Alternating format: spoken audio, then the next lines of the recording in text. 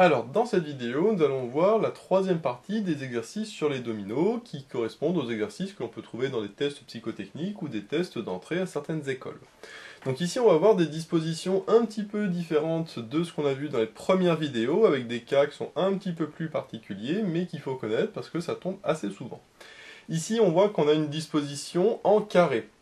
C'est-à-dire qu'on n'est pas comme ici à avoir deux rangées de 3, ou ici à avoir une seule rangée de 5 dominos, enfin 6.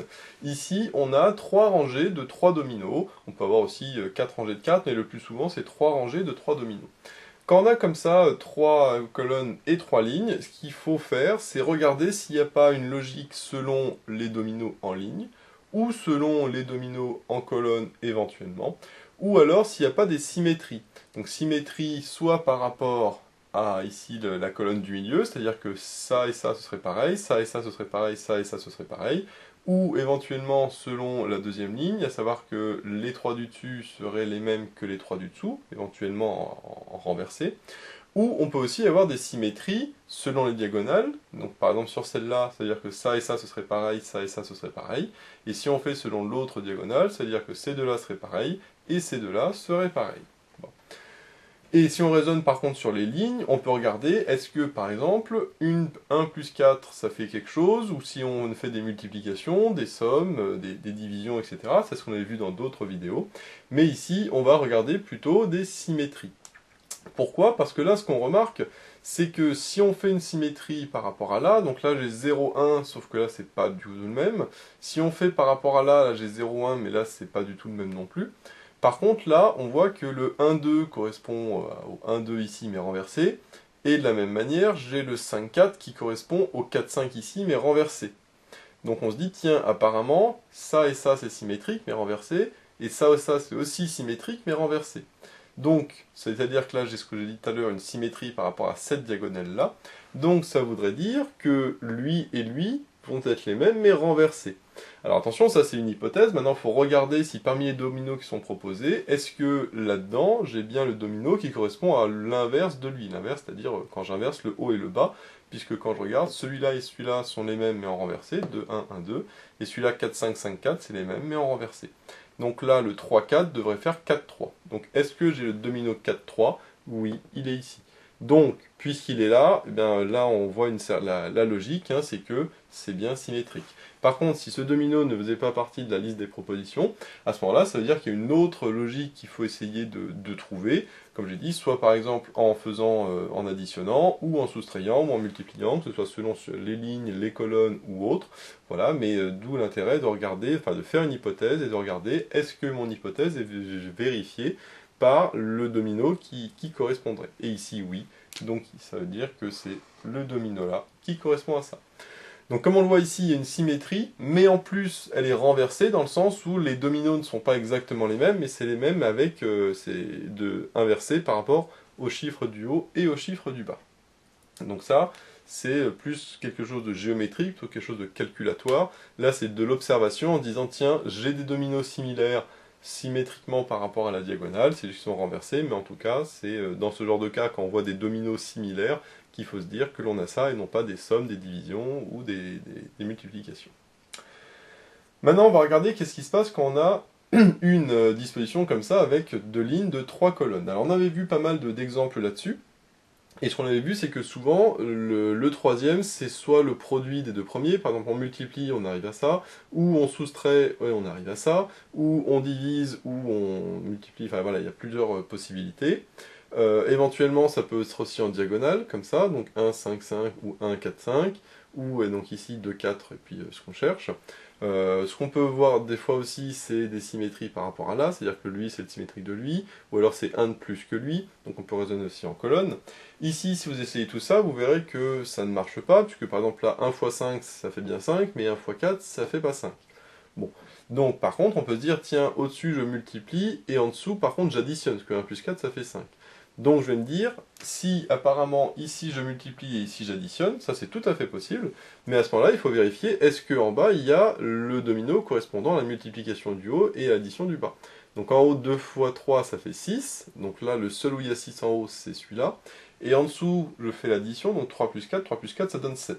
Alors je rappelle que c'est cyclique c'est 1, 2, 3, 4, 5, 6, mais il n'y a pas de 7 sur les dominos. Après 7, eh bien, on revient à 0. 1, 2, 3, 4, 5, 6, etc. C'est-à-dire qu'en réalité, le 7 correspond à 0, le 8 correspond au 9, le 8 au 1, le 9 au 2, le 10 au 3, etc., etc. Donc là, si je fais 3 plus 4, ça me donne 7. 7, ça fait 0, donc là, ça fait 6, 0. Or, le domino 6, 0 n'apparaît pas, donc ça veut dire que cette hypothèse-là est fausse. Par contre, s'il y avait le domino 6, 0, il y a des chances que ce soit lui. Sauf que là, c'est pas le cas, donc ça veut dire que cette hypothèse-là est fausse. C'est pour ça que j'ai dit, hein, toujours vérifier l'hypothèse que vous faites, est-ce qu'elle correspond à un des dominos qui est proposé. Donc ici, ma supposition n'est pas bonne. Alors ici, c'est un petit peu particulier. C'est ce qu'on appelle de la superposition. C'est-à-dire qu'on va superposer les points des deux premiers dominos pour trouver le troisième. Qu'est-ce que ça veut dire superposer les points? Eh bien, imaginons que j'ai un domino avec 2 et un domino avec juste 1. Si je superpose le domino ici, et bien le point qui est là, il va se retrouver au milieu. Et donc, si je superpose le 2 et le 1, ça me donne le numéro 3. De la même manière, si je prends par exemple le 4 et le 3, et que je les superpose, alors le point en bas à gauche va se superposer avec celui-là, donc ça fera rien de plus. Le point en haut à droite va se superposer avec celui en haut à droite, ça fera rien de plus. Par contre, le point du milieu va se rajouter au milieu, et donc ça fera 5. Puisque là, parmi les 3 points que je superpose, il y en a 2 qui ont vraiment superposé, donc ça ne change rien. Par contre, celui du milieu n'est pas ici, donc ça fera 5. Donc là, on voit, c'est purement, encore une fois, géométrique, hein, ça n'a rien de mathématique au sens addition, soustraction, etc. Là, c'est vraiment propre au point. Et donc là, si on convertit ça avec des chiffres, en mettant 1, 5, ça fait 5, 1, 4, ça fait 5, ben ça, on verra jamais le truc, d'où l'intérêt de le laisser en domino. Donc ça, c'est de la superposition. Attention, encore une fois, là, je fais une hypothèse, puisque si je regarde, ici, si je superpose 1 et 5, ben ça fait bien 5, puisque le 1, de toute façon, va se superposer au point du milieu, donc ça ne changera rien. Et là, le 1 et le 4, le 1 va se mettre au milieu, et donc ça fera bien un 5 aussi. Maintenant, si je superpose 2 et 3, qu'est-ce que ça fait? Ben, les deux points ici vont se superposer avec les points de là, donc ça ne va rien changer, donc normalement, ça fera 3 points comme ça aussi.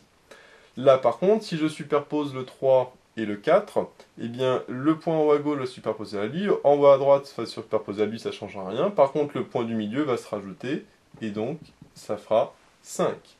Maintenant, question, est-ce que j'ai 3 et 5? Bah oui, il est là, 3 et 5, et donc, mon hypothèse est bien vérifiée, et donc ça fait le 3 et le 5. Parce que j'ai superposé 2 et 3, ça fait 3, je superpose 3 et 4, ça fait 5. Donc là, comme on le voit, c'est un petit peu particulier, hein. C'est le plus dur, entre guillemets, un des plus durs à trouver, dans le sens où il n'y a pas de suite logique dans les chiffres, du style j'additionne, je soustrais, ou je fais plus 1, ou je fais un calcul. Là, c'est vraiment purement géométrique. Et maintenant, le dernier cas, donc là, c'est avec, cette fois-ci, en ligne. Donc là, on n'a qu'une seule ligne, on n'a pas plusieurs lignes comme au-dessus. Alors là, pareil, il faut regarder un petit peu qu'est-ce que j'ai. En ligne, et après éventuellement en colonne, là j'ai 1, 3, 2, 3. Donc là on peut dire, tiens, là je fais plus 2, ensuite je fais moins 1, ensuite je fais plus 1. Ça n'a pas trop de logique. En dessous je fais moins 1, ensuite je fais moins 2, ensuite je fais plus 2. Pareil, pas trop de logique. Alors on peut regarder en diagonale, hein. Là de 1 à 4 je fais plus 3, ensuite je fais moins 2, plus 2.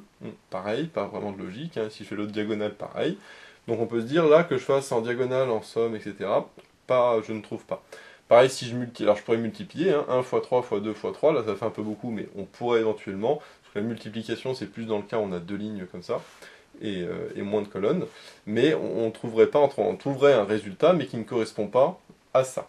Par contre, ce qu'on remarque, c'est que là j'ai 3, 4 et 4, 3. Enfin, les 3, 4. J'ai deux dominos qui sont identiques. Et donc, peut-être que c'est comme au-dessus une symétrie, mais cette fois-ci une symétrie qui ne peut pas être selon un diagonale, mais une symétrie qui serait selon ce domino-là. Parce que comme j'ai 5 dominos, c'est-à-dire que le domino ici serait central, le symétrique de lui ce serait lui, et donc le symétrique de lui ce serait lui. Donc là, comme j'ai 3, 4 et 3, 4, là c'est pas comme tout à l'heure, c'est pas inversé, c'est-à-dire que l'ordre est conservé. 3, 4, ça reste 3, 4. Et donc 1, 5, normalement ça doit donner pareil, 1 et 5. Je copie-colle le domino qui est là-bas. Même principe, vérifions que le domino 1,5 fait bien partie de la liste. Et bien en effet, le domino 1,5 est ici, fait bien partie de la liste, et donc si je mets 1,5, et bien j'aurai une symétrie par rapport au domino central, et donc ça va correspondre. Attention bien sûr, si j'avais comme au-dessus inversé le haut et le bas, c'est-à-dire que là j'avais 3,4 et là que j'avais 4,3, on peut se dire, bah tiens, c'est une symétrie, mais qui en plus inverse le haut et le bas. Donc en réalité, c'est plus une symétrie centrale par rapport au centre ici. Le 4 devient 4, le 3 devient 3 ici.